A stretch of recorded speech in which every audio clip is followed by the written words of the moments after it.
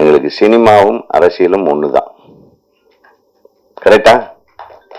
பேரறிஞர் அண்ணா திரைப்படத்துக்கு வசனம் எழுதியார். கலைஞர் அவர்கள் திரைப்படத்துறையிலே வசனம் எழுதினார், தயாரிப்பாளராக இருந்தார்.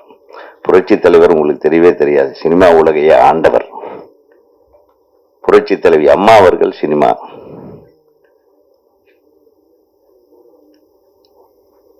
இன்றைய முதல்வர் சினிமா துறையிலிருந்து வந்தாரு. இன்றைய துணை முதல்வர் சினிமா துறையில் இருக்காரு. சினிமா துறையிலிருந்து தாங்க நம்ம தமிழ்நாட்டுக்கு முதல்வர்கள் உருவாகிறார்கள். இதுல எந்த விதத்திலையும் சந்தேகம் இல்லை. வரட்டுமே, உருவாகட்டுமே. அது என்ன, வர்றதுக்கு முன்னாடியே 1008 பிரச்சனையை பண்ணி ஒருத்தர் குழப்புறதுக்குன்னே எல்லாம் ரெடியா இருக்கிறாங்க.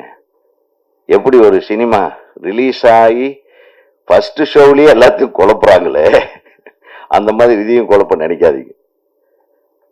ஆக ஒரு சிறப்பான சினிமாவை எடுக்க வந்த சீகல் நிறுவனத்தோட தலைவர் அவர்களை நான் வாழ்த்த கடமைப்பட்டிருக்கிறேன். அவருடைய துணைவியார் அவர்களையும் வாழ்த்த கடமைப்பட்டிருக்கிறேன்.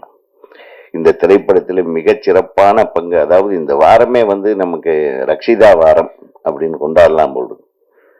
அடுத்தது உங்க படம் ஏதாச்சும் இருக்கம்மா ஆடியோ ரிலீஸ், அதுக்கு கூப்பிட்டுரு, அதுக்கு யாராச்சும் சொல்லி ஆள் வச்சு கூப்பிட்டுருங்க.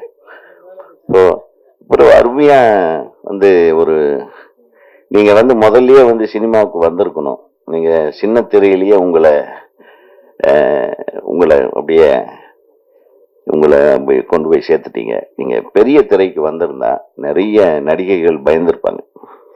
உண்மையிலுமே சொல்றேன். ஏன்னா அவ்வளவு அழகான முகம், நன்றாக நடித்திருக்கிற அந்த அந்த அந்த போஸ்லயே தெரியுது பாருங்க. அது ஒரு சிறப்பான திரைப்படத்தை நான் எதிர்பார்க்கவே இல்லை. ஒரு டைரக்டர் இவ்வளவு அழகா ஷார்ட்ஸ், இந்த கம்போசிங்கு, இந்த டைலாக்கு, இந்த ஸ்ட்ரக்சர், உன்னுடைய கிராஃப்ட் மேன்ஷிப் தெரியுது டைரக்டர் சார். ஸோ நீங்க இன்னும் திரைப்பட இயக்குனர் சங்கத்துல உறுப்பினர் ஆயிட்டீங்களா?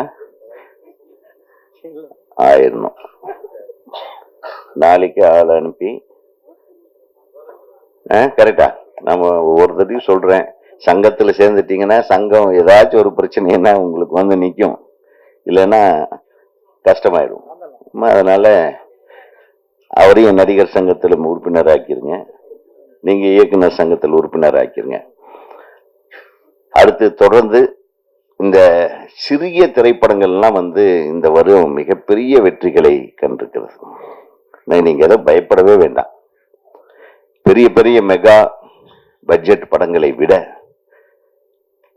குறைந்த செலவில் எடுக்கக்கூடிய திரைப்படங்கள் எல்லாம் வெற்றி படங்களாக ஆயிருக்குன்னா நம்ம ரசிகர்கள் எவ்வளவு அழகான ரசிகர்கள், நல்லதை ரசிக்கக்கூடிய ஒரு ஒரு அமைப்பான ரசிகர்கள் இருக்கிறார்கள் என்பதை மட்டும் தெரிந்து கொள்ள வேண்டும். அதாவது நல்ல படங்கள், நீங்க சொன்னீங்க இந்த கண்டென்ட் ஒன்று இருக்குன்னு சொல்லிட்டு, அந்த கண்டென்ட் நிச்சயமா ஜனங்களுக்கு ரீச் ஆகும்.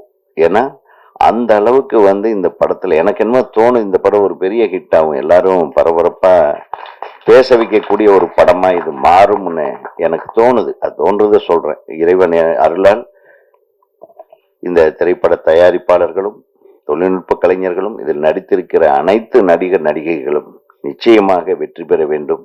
உங்கள் பாராட்டுகளை பெற வேண்டும். எங்கள் சகோதரர்கள் நல்ல விஷயத்தை வேகமா கொண்டு போய் சேர்த்துருவாங்க. நம்ம நண்பர்கள் இல்லாத சில ஊடகங்கள் தப்பா கொண்டு போய் சேர்ப்பாங்க, அது வேற விஷயம். அதை பத்தி எல்லாம் கவலைப்படாதீங்க.